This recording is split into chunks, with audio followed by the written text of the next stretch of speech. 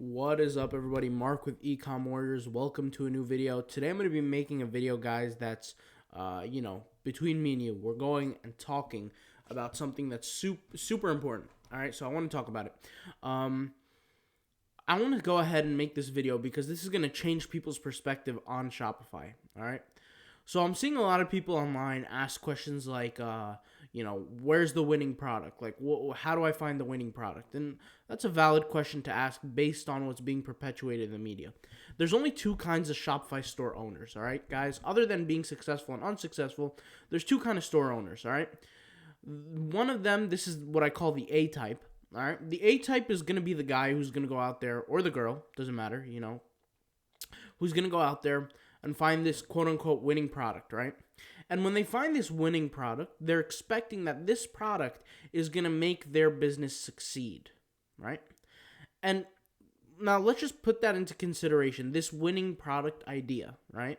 And the whole kind of general consensus behind this winning product idea is that you take a product, right?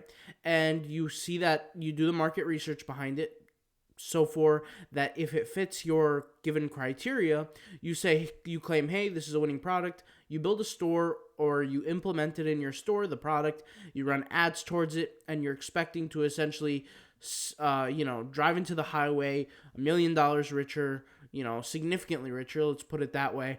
And you're expecting to quit your job and your dreams to be, essentially like, I don't know. You guys get what I'm saying, right?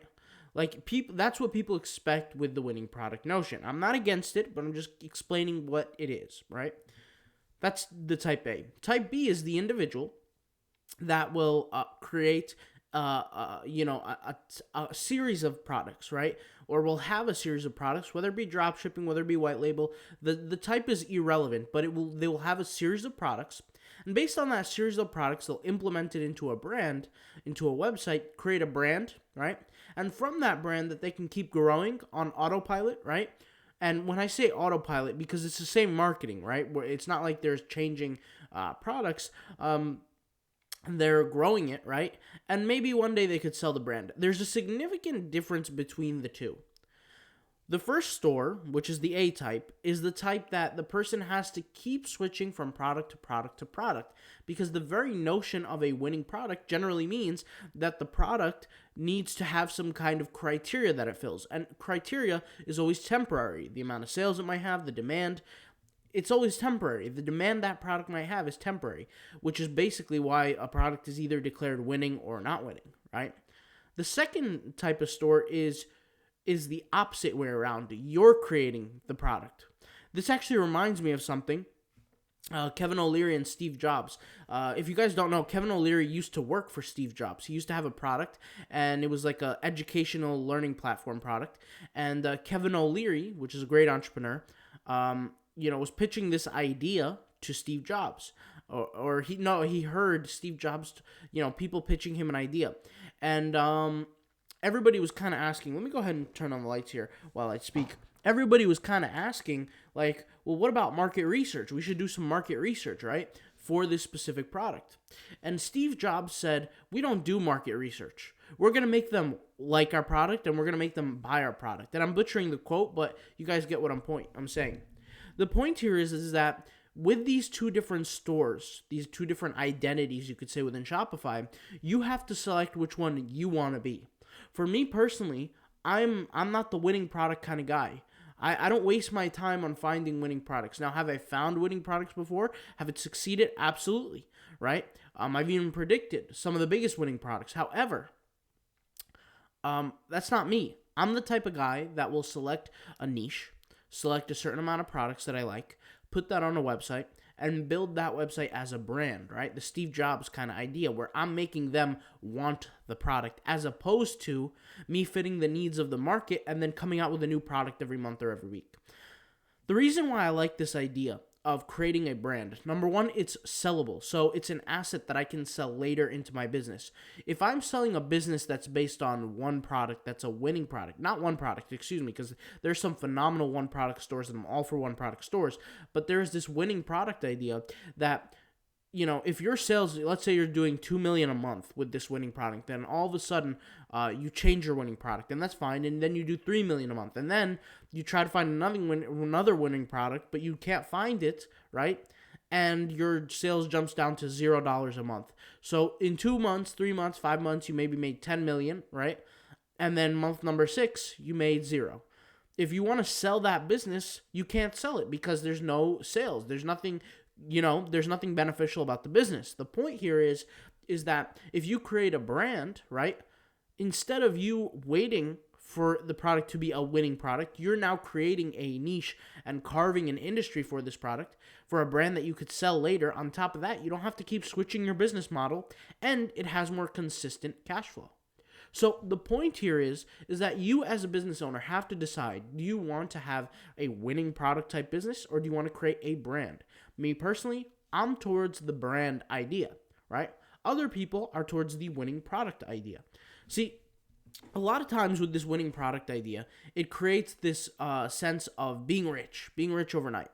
And a lot of people who want to create this winning product are typically not the type of individuals that have gained success before in Shopify. Ask yourself now, are you looking for a winning product, right? Are you looking for that amazing product? That's number one.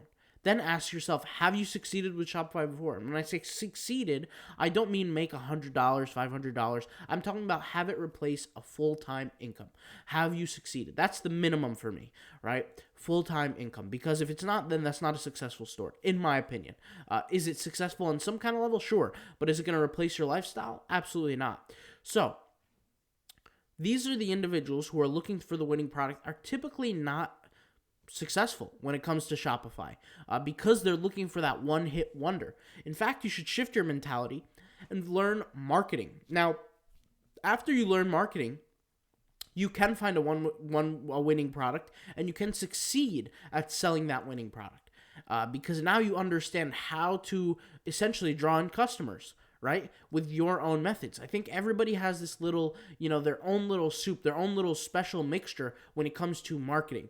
Some people might use Instagram bots. Some people might use ads. Some people might use SEO. Some people might use a mix of things. Some people might do word of mouth in some kind of weird way. Some people might use billboards. For example, I have a friend that works in an agency. They're like the king of billboards, right? And they do billboards all over New York City. The point here is try to figure out what you want to do and how you want to do it. If you want to go with the winning product, that's perfectly fine, but just expect that every few months or every few weeks, you're going to have to find a new product with new ad campaigns, with a whole new system to make sure that that product works and sells, with new landing pages, right?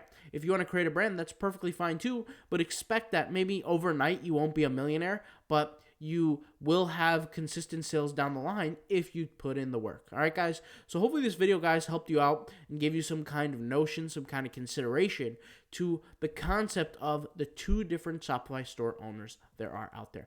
In the comments below, tell me what type of store owner are you and why. I'm interested, right? Are you the type of person that's really good at, the winning product strategy, and you're perfectly fine with creating ads every few months and finding new products every few months? Or are you the type of person who you want to create a brand, you want to eventually sell the brand, you want to rely on some consistent kind of income without having to really break your back and really stress at night about finding some kind of new product every day? All right? So let me know. Can't wait to hear from you guys. I'll talk to you guys later. Peace.